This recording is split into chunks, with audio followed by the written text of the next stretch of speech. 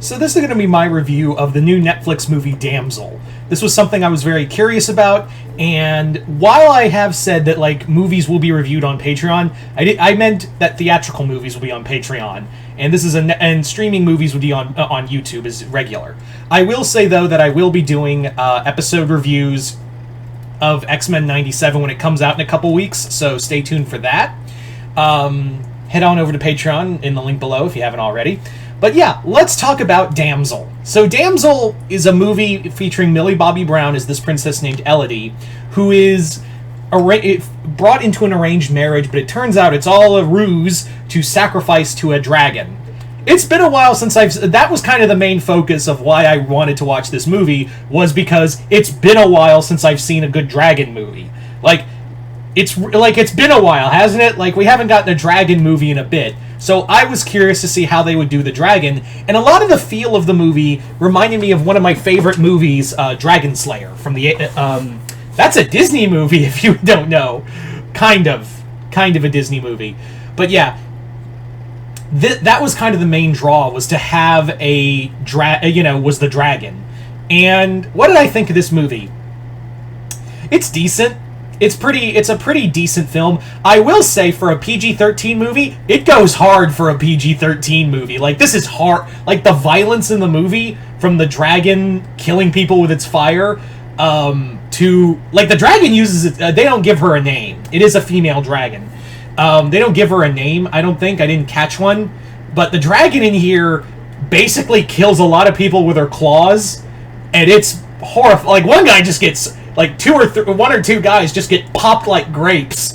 And it's like, wow, you got away. This is... So, it's one of those... I appreciate a good PG-13 movie when it earns that PG-13 title. Like, when it's, like, just pushing the R rating.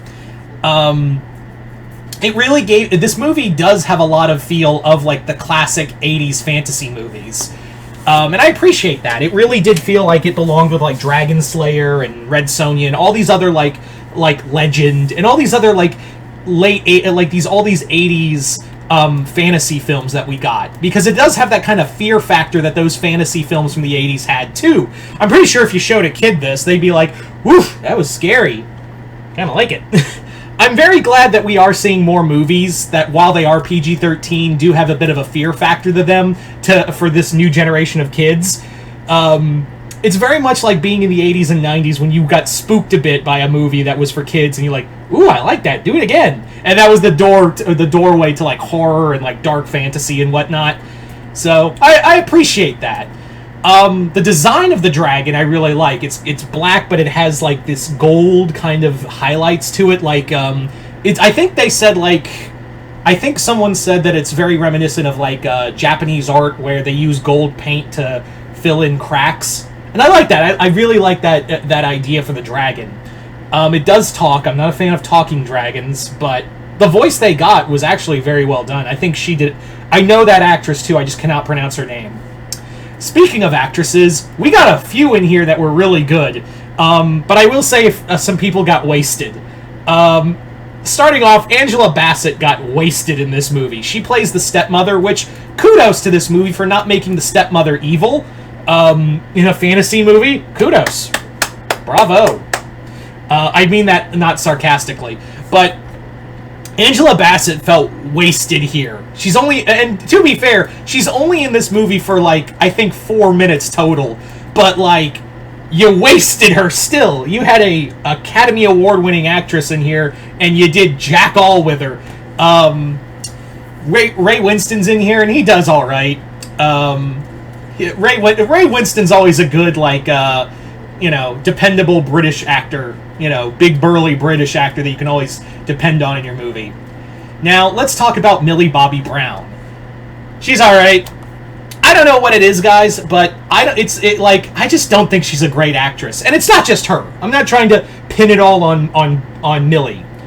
I think all of the Stranger Things actors are not great. Finn Wolfhard, I don't care for him at all. Like, the dude can't keep his mouth shut. And I don't mean like he talks too much, like online or whatever. I mean in the sense that he can never close his goddamn mouth in any movie. Like, No, go back and watch like some of the other movies he's been in. He doesn't like keep his mouth closed. It's always like agape. Like that little kid in the Shining TV show where it's like, dude, close your fucking mouth. Oh my god.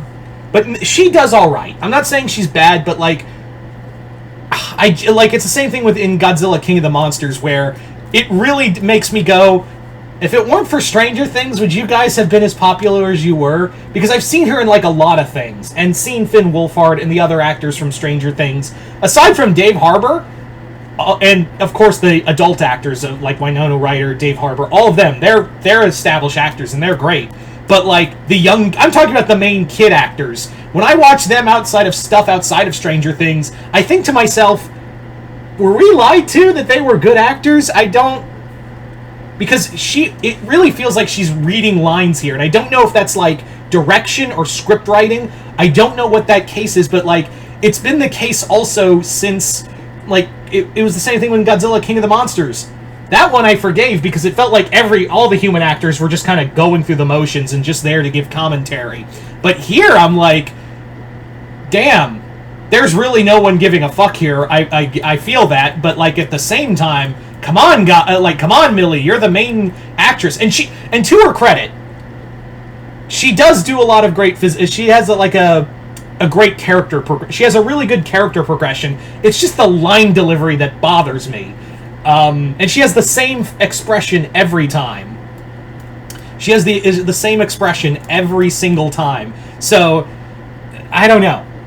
Like the character progression throughout the story of her, and the dress getting torn apart and how she utilizes it. It's really cool.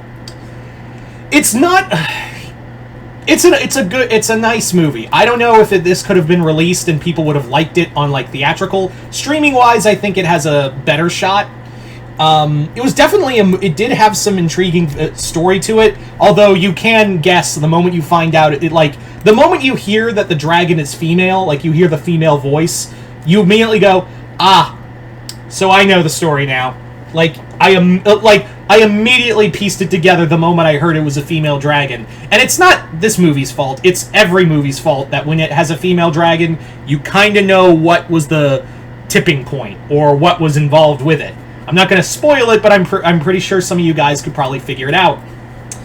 In fact, I'm sure a lot of you guys can figure it out. All in all, it's a decent movie. Wasn't bad at all. I just feel like some of the actors and actresses got wasted. Millie Bobby Brown, I still don't know what to think of her. I haven't found a movie that utilizes her, and maybe I've missed it. Maybe I have missed a movie where she's really good.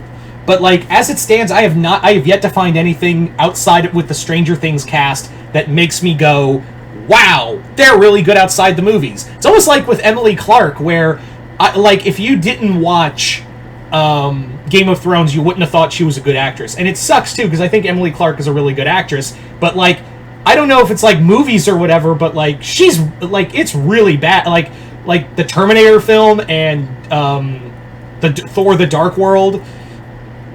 I don't know what's going on. What was she in Thor: The Dark World? Was it Thor? I fucking don't care. But like, I don't know. Also, speaking of Game of Thrones, there was a really good scene that all I could think of towards the end of the movie, and I'm not going to spoil it, but all I could think of when I saw that scene was Dracarys. So you'll see that scene and know what I'm talking about. Do I recommend this movie? Yeah, if you want to see a cool fantasy dragon film that really rings home of that 80s fantasy nostalgia, give this movie a shot on Netflix. I would recommend it. But as it stands, like it wastes some of the rest of the supporting cast. Millie Bobby Brown, maybe it's just a personal thing with the Stranger Things cast in general, where it's like, none of you guys outside of the show have proven to me that you guys are really good actors.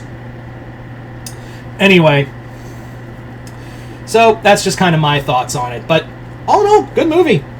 Well, good in the sense that like this was good to watch on Netflix. I don't know if I would have paid for it in theater. But anyway, so you guys tell me in the comments below, what did you guys, if you've seen it already, what did you guys think of Damsel? Comment below, let me know. Other than that, hope you all enjoyed this. I'm Mr. Multiverse. I'll see you next time in Multiverse.